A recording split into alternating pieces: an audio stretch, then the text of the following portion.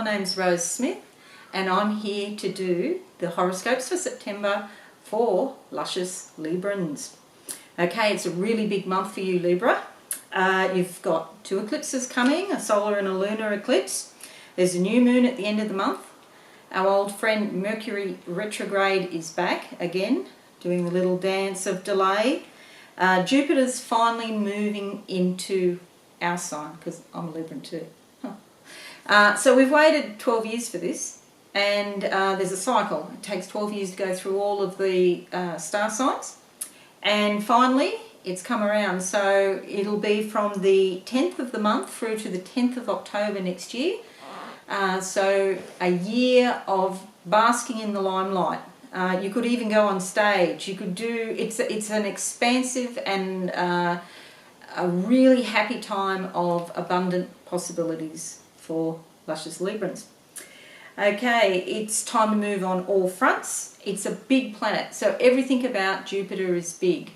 So you'll be expanding your life. You'll be enlarging your sphere of influence. It could also mean increased travel. You might find that you have unexpected opportunities to go overseas. At the very least, I would think there would be times where you're going to have foreign contacts and people from other countries coming into your life, and they might just turn up unexpectedly. The first eclipse occurs on the 1st of the month, and this eclipse is a solar eclipse. It could be a little bit stressful because it's actually happening in the 12th house. Now, the 12th house is the house of the subconscious. It's also known as the house of the goddess, and it's the place where karma comes from, basically. So in the beginning of the month, there could be some karmic events that, you just can't avoid. You just have to bite the bullet and do it. You just have to do it. There's no kind of, if, buts or maybes. The question becomes, how do you do it? These karmic things will come up and they'll be completely unexpected, but you will go with the flow.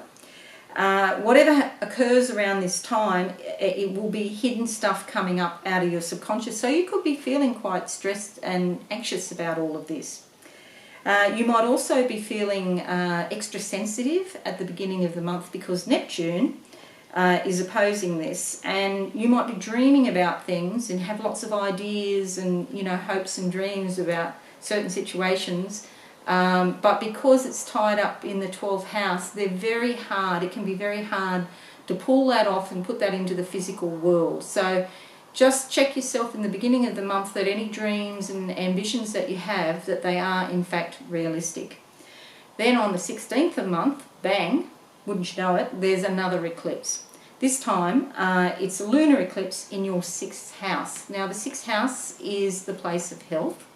It's the place of everyday kinds of matters. It's a place of work. There could be a situation in the work area or to do with your health where it's been difficult. It's been going on, there's been something going on for a long time. And when this happens on the 16th, you will know one way or the other and you'll be able to move forward after that date. It could also be that the issue mid-month with the 6th house also kind of links back to the 12th house, which is more subconscious contents coming up. But don't be too worried because after that time you're really in your element. After that time too, you might find you've had some kind of epiphany or some sort of, a new awareness come to your mind. You might give up addictions and things that have been plaguing you for a long time, or things that you wanted to do but you just couldn't do it. After that time, you'll be feeling more free and you'll be able to move forward. It's a great time for a spring clean after mid-month. You might find out you're going through your wardrobe. You could have a spring clean in your house, or you could have a spring clean in your body, which would be a detox, obviously. There will be a lot of communications, and Mars will also be around a mid-month, especially at work.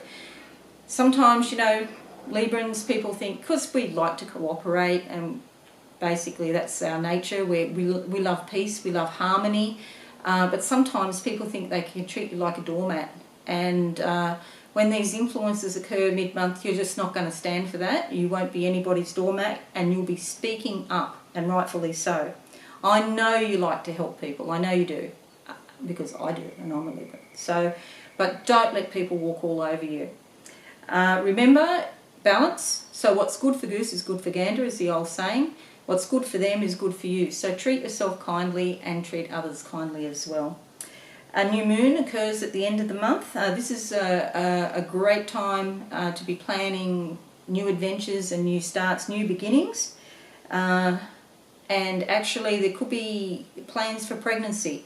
Now when I use the word pregnancy, it could be an actual physical pregnancy, or it could be a new idea or a new passion, but it's something that takes up a lot of your time, so it's a major project. So channel that fertile energy into getting what you want, basically. Now, Mercury, our old friend, is retrograde. Went retrograde on the 30th of August up until the 23rd of the month, which is when Mercury then turns and goes direct. So this can bring up anxiety, and I know it's easy for me to say, but please try not to worry about miscommunications and delays and things like that. You're in a transition, we're in a transition at the moment. After mid-month things will start turning right, and we'll be home and hosed. I want you to focus on hope and being proactive about the situations that you can change, because there are ways that, even if it's a situation you don't like, you can change how you feel and you can change how you respond. And use your intuition, because as Libran, you've got buckets and buckets full of intuition. Now, there's also the energy with Mercury retrograde. If you have any legal type things or contracts or any agreements that you've signed, try to put it off until Mercury is direct after the 23rd, because you might have to go back and revisit, change some of those conditions or those clauses in the contracts. And if you're buying a new car, there's a red, I think it's Ford. I'm not really a car person, so I can't tell you the brand. But I think it's a Ford, and I can see a red car, and somebody has ordered a white car and they get a red car. So please be very careful with the paperwork. And just make sure, somebody was telling me a story the other day, they ordered a new car in fact, and the dealer just completely mucked up their whole entire order. So put that off, those sorts of big major decisions off till after the 23rd. There are various other influences in your sign. Sun conjunct Jupiter, that's going to bring you good luck from the 23rd. So you'll feel happier, healthier and more vibrant, as maybe lately haven't been feeling too well, but that's all going to change because it's a time of growth and optimism. Express yourself, indulge in new experiences.